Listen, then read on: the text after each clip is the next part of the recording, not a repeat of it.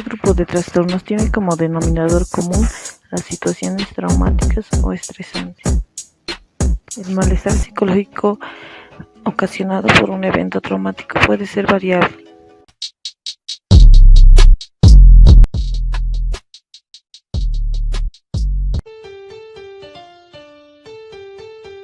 El niño muy raras veces busca consuelo o se deja consolar cuando siente malestar. Se manifiesta una falta de tener cubiertas las necesidades emocionales básicas de parte de sus cuidadores. Un factor de riesgo es la negligencia social para el diagnóstico de este trastorno.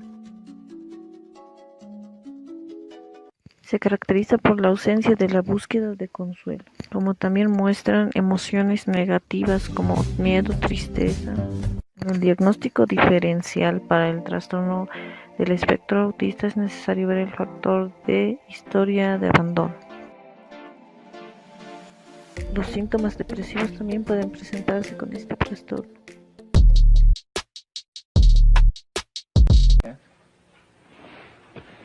John.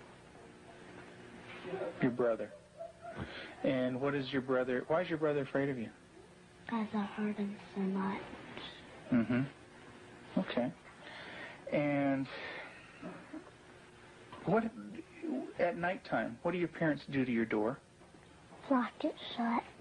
Why do they lock it shut? Because they don't want me to hurt John. Right. And they're kind of afraid of hurting John? Of you hurting John? Mm-hmm. Okay. Are they afraid that you might hurt them? Yep. Would you, Beth? Mm-hmm. When would you do it? Nighttime. Okay.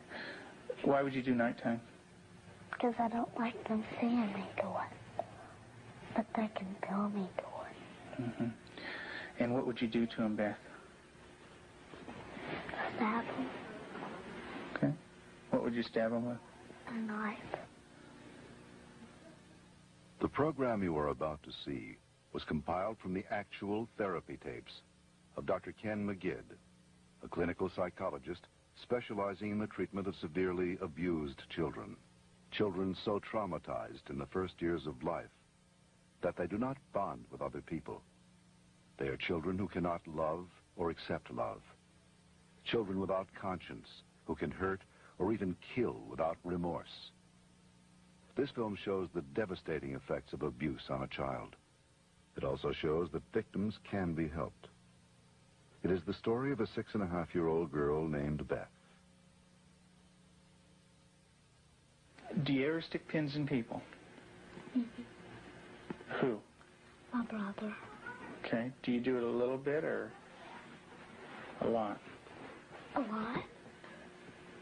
Okay. And what are you trying to do to your brother? Trastorno de relación social desinhibida.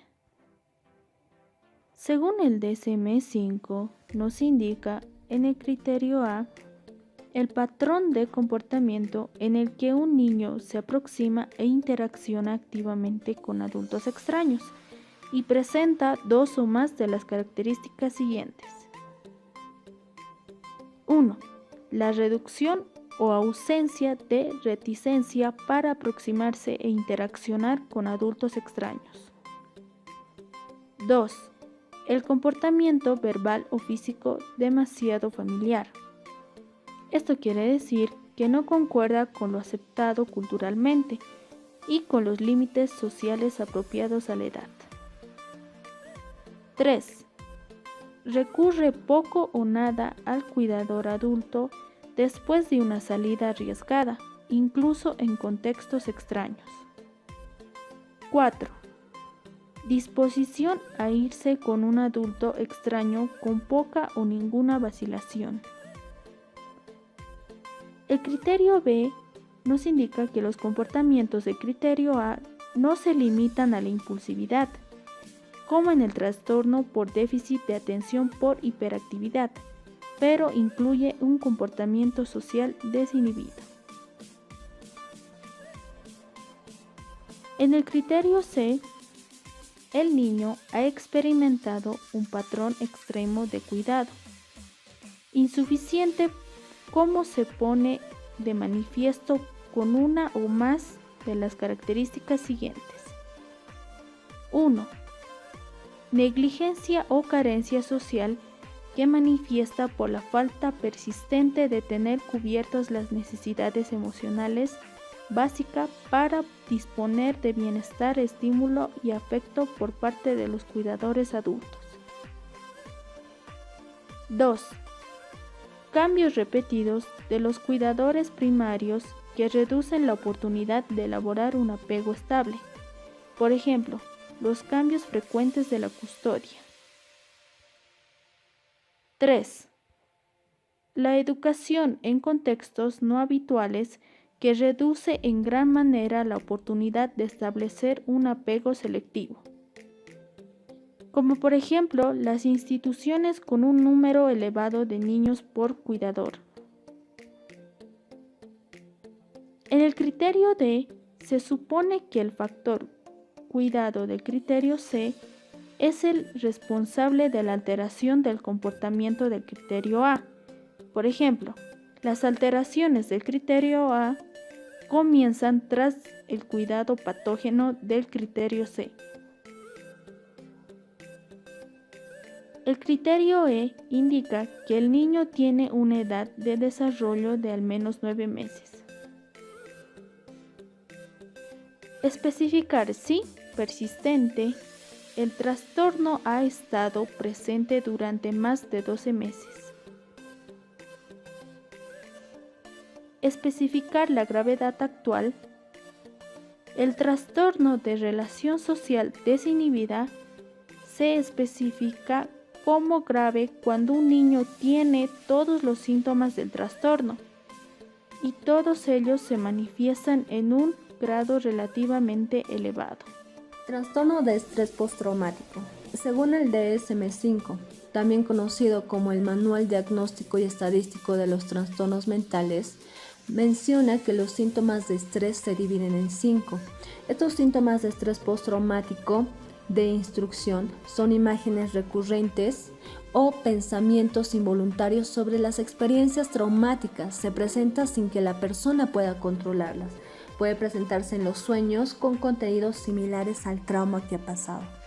Dentro de esto, el DSM-5 da a conocer que puede ser causado por una exposición a la muerte, lesión grave o violencia sexual que haya presentado la persona. Puede ser real o una amenaza. Dentro de esto, los síntomas o las formas pueden ser experiencias directas del suceso, presencia directa del suceso ocurrido a otros, conocimiento de que el suceso traumático haya ocurrido en algún familiar o algún amigo cercano o íntimo que tenga la persona. Como siguiente punto, se menciona la presencia de uno o más de los síntomas de instrucción, siguiendo o asociado al suceso traumático. Pueden ser recuerdos angustiosos recurrentes que tenga la persona, sueños angustiosos, ya que van a afectar el sueño, reacciones disociativas, o sea, escenas retrospectivas en las que el sujeto siente o actúa como si se repitiera el suceso traumático constantemente, malestar psicológico intenso, prolongado. Dentro de esto también podemos señalar la evitación persistente de estímulos asociados al suceso traumático. Se pueden dividir en dos: una evitación o esfuerzo para evitar recuerdos, pensamientos o sentimientos angustiosos acerca del estrechamente asociado al suceso traumático que haya presentado la persona. También puede ser una evitación o un esfuerzo por no recordar a las personas, el lugar, las conversaciones, las actividades o el objeto que causan esta angustia acerca del rechazo asociado a este trauma que ha pasado.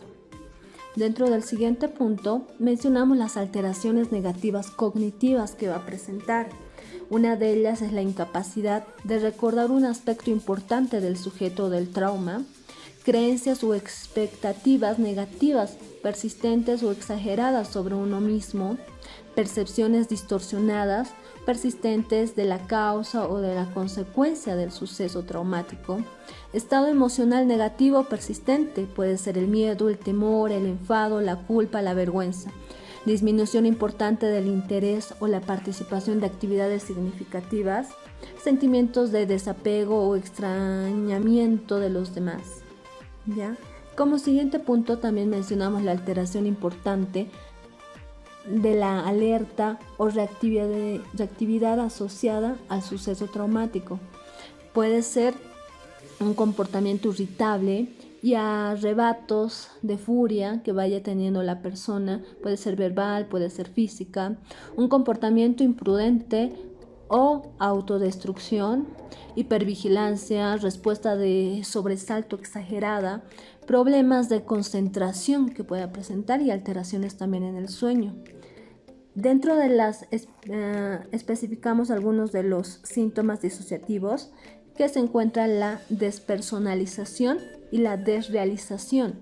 Cuando hablamos de despersonalización estamos mencionando una experiencia persistente o recurrente de un sentimiento de desapego o como si uno mismo fuera un observador interno del propio proceso mental o corporal que va a tener la persona. Cuando hablamos de desrealización, es una experiencia persistente o recurrente de irrealidad del entorno. Dentro de esto es importante señalar que el diagnóstico no se cumple hasta al menos 6 meses después del acontecimiento o del trauma que hemos ido mencionando. En esta ocasión les voy a hablar del trastorno de estrés agudo. ¿Esto qué nos quiere decir?